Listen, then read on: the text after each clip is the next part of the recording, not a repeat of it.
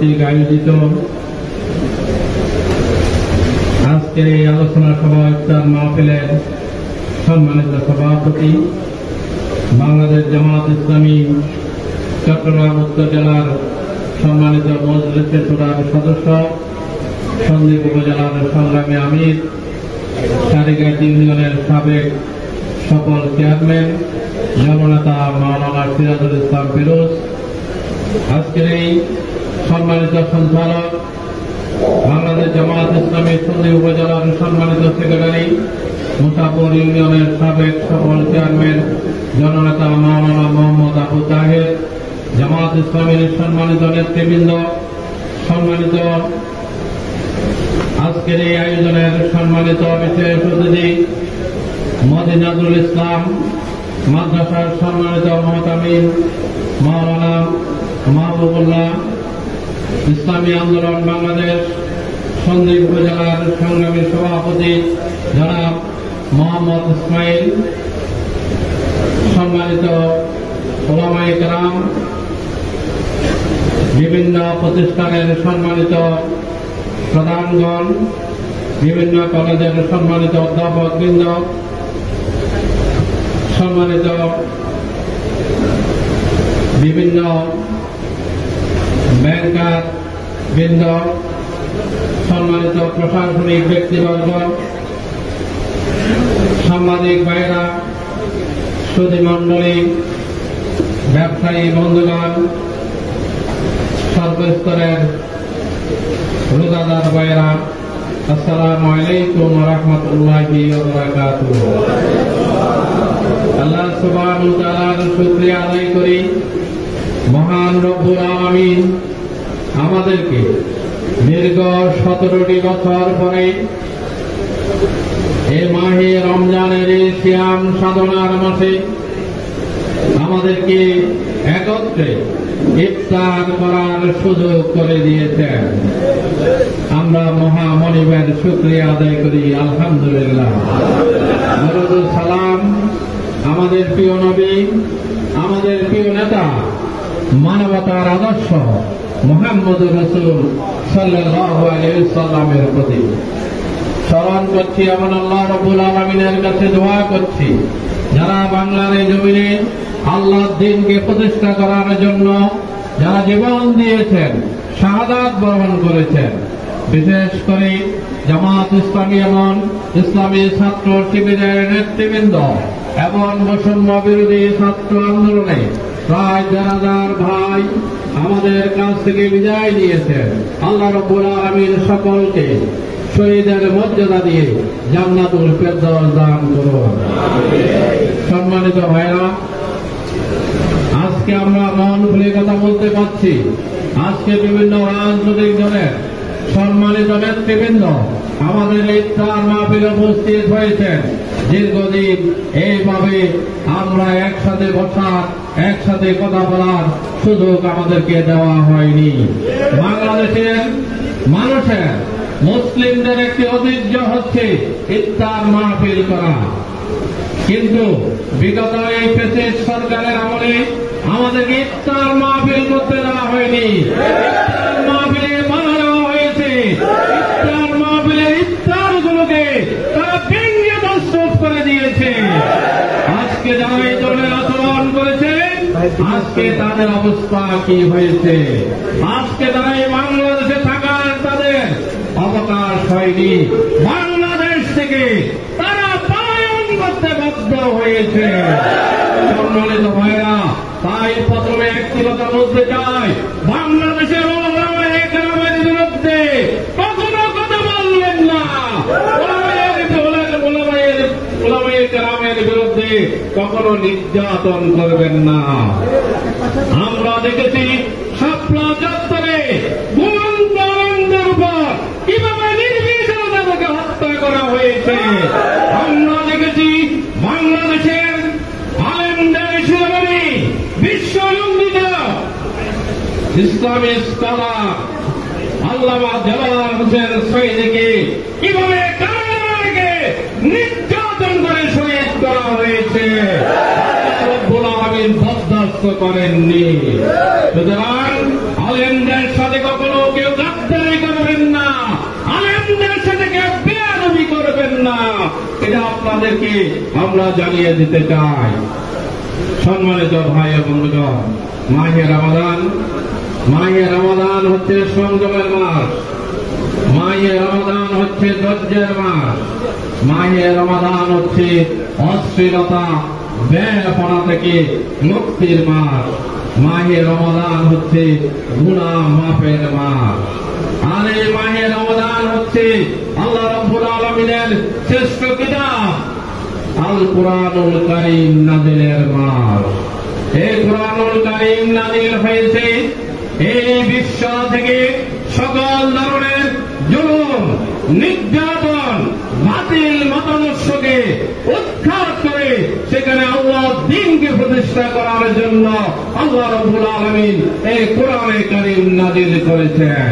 সুতরাং আজকের সমাজ থেকে যদি অশ্লীলতা, বেপনা, ঘুষ, দুর্নীতি, জুলুম, সকল ধরনের অবিচার, অন্যায়, জুলুম, নির্যাতন যদি বন্ধ করতে হয় তাহলে আল কোরআনের সমাজ বিনির্মাণের কোন বিকল্প নেই। এই জন্য আজকে ওলামায়ে কেরাম আজকে ডাক দিয়েছেন ইসলামকে প্রতিষ্ঠা করার জন্য দলমত নির্বিশেষে আজকে আমাদেরকে ঐক্যবদ্ধ হওয়া দরকার।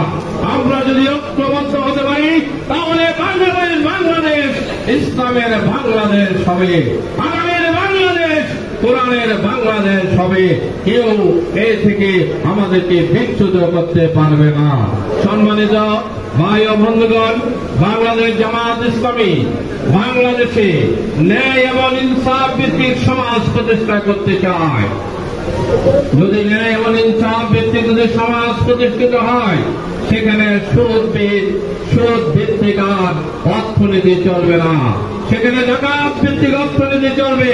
আল্লাহ রাব্বুল আলামিন সুদকে কি করেছেন? সুদ হারাম করেছেন।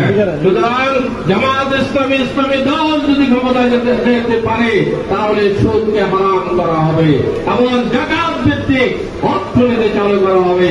আজকে বাংলাদেশ সরকারের যিনি আজকে শিক্ষা উপদেষ্টা ডক্টর ওয়াকিলুদ্দিন আহমদ মাহমুদ সাহেব, তিনি গবেষণা করে দেখিয়েছেন যে বাংলাদেশের মানুষ যদি সঠিক মতে যাকাত দেয় তাহলে 5 বছরের মধ্যে যাকাত সঠিকভাবে উত্তোলন করে যারা যাকাত গ্রহীতা তাদের মধ্যে যদি বন্টন করা হয় 5 বছরের মধ্যে বাংলাদেশে আর যাকাত গ্রহীতা পাওয়া যাবে না।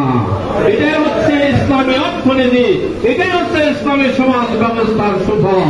সুতরাং জামাত ইসলামী ক্ষমতায় যেতে পারলে এই সুদবিহীন অর্থ ব্যবস্থা চালু করবে। জামাত ইসলামী ক্ষমতায় যেতে পারলে দুর্নীতিমুক্ত প্রশাসন গড়ে তুলবে। কারণ আজকে আমাদের সমাজের যে অবস্থা, প্রশাসনের যে অবস্থা, সর্বত্র ঘুষ, অফিস আদালত, সর্বত্র ঘুষ এবং দুর্নীতি। সুতরাং ঘুষ এবং দুর্নীতি এগুলোর মূলোৎপাটন করতে হবে। সুতরাং জামাত ইসলামী ক্ষমতায় গেলে এই প্রশাসনিক ব্যবস্থা থেকে ঘুষ এবং দুর্নীতিকে চিরতরে বিদায় দেওয়া হবে। সুতরাং বাংলাদেশ একটি কল্যাণমূলক জামাত ইসলামী যদি ক্ষমতা যায় তাহলে সন্ত্রাস এবং চাঁদাবাজ মুক্ত সমাজ গঠন করা হবে। আপনারা জানেন আমাদের সমাজে সন্ত্রাস এবং চাঁদাবাজ এটা হচ্ছে এক ধরনের ক্যান্সার। এই ক্যান্সারকে আমাদের সমাজ থেকে দূরীভূত করতে হবে। তাহলে আমরা যে সমাজের আশা করছি ছাত্ররা, এদেশের আলেম ওলামারা যে জন্য জীবন দিয়েছে বাংলাদেশকে করার জন্য, নতুন বাংলাদেশ উপহার দেওয়ার জন্য, সুতরাং নতুন বাংলাদেশে সন্ত্রাস আর চাঁদাবাজি থাকতে পারে না।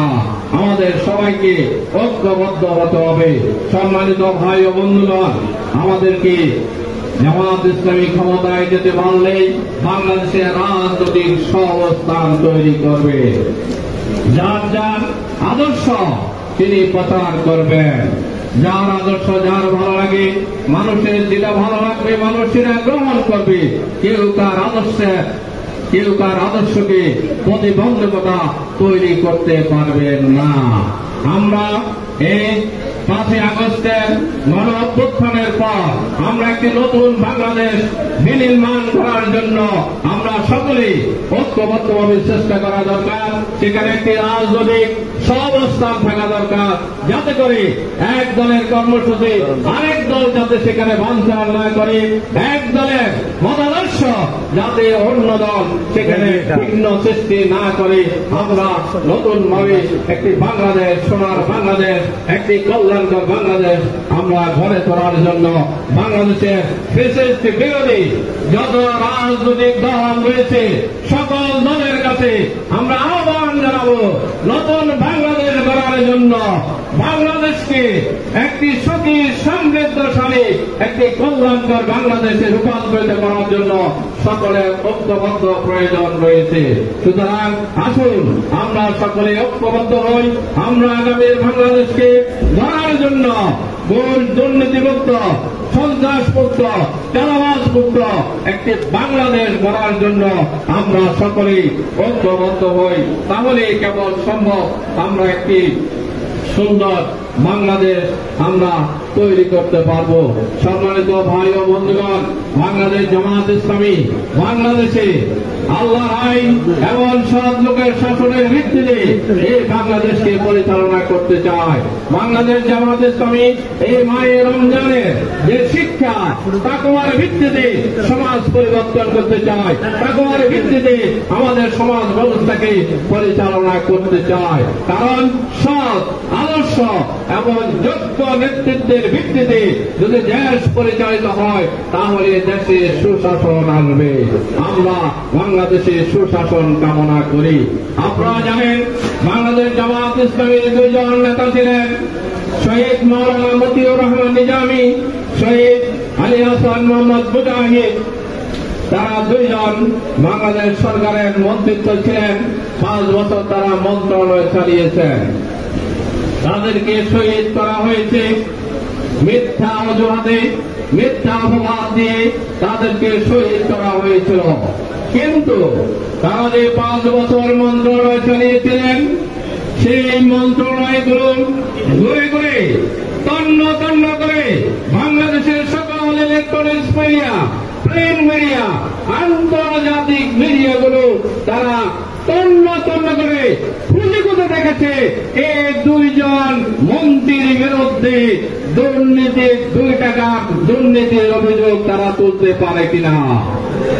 আলহামদুলিল্লাহ, আল্লাহর শুকরিয়া আদায় করি, জামাত ইসলামী সেই ধরনের নেতৃত্ব তৈরি করেছে এই 2 জন নেতার বিরুদ্ধে 2 টাকা দুর্নীতিকেও প্রমাণ করতে পারেনি।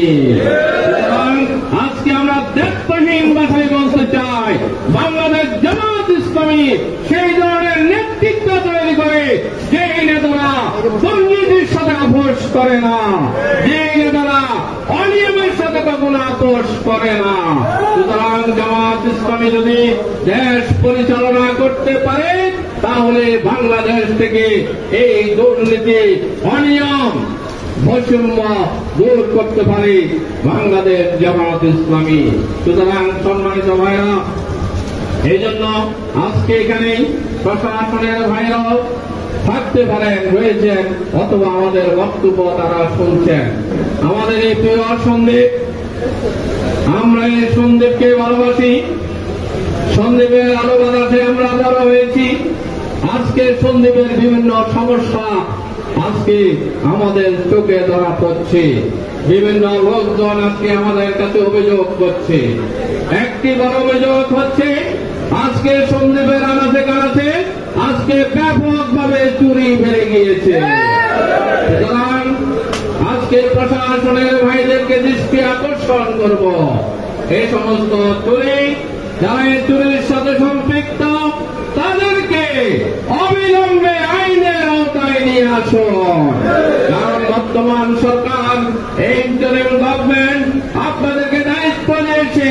গতকালকে প্রধান উপদেষ্টা বলেছেন আপনারা যারা অন্যায় করবে, যারা এই সমস্ত অবকর্মের সাথে জড়িত তাদেরকে আইনের আওতায় নিয়ে এগিয়ে আসো।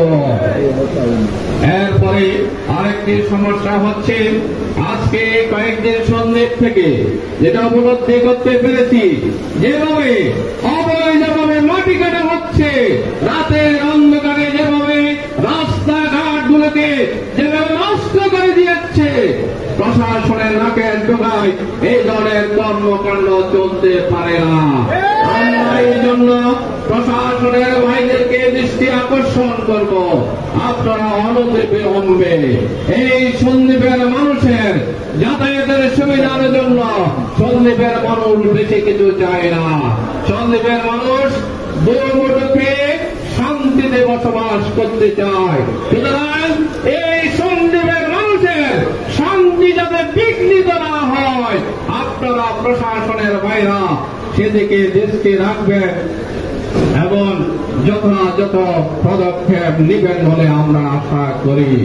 আমরা সন্দ্বীপের সর্বসাধারণের কাছে আমরা আহ্বান জানাতে চাই, আমরা ঐক্যবদ্ধ হন।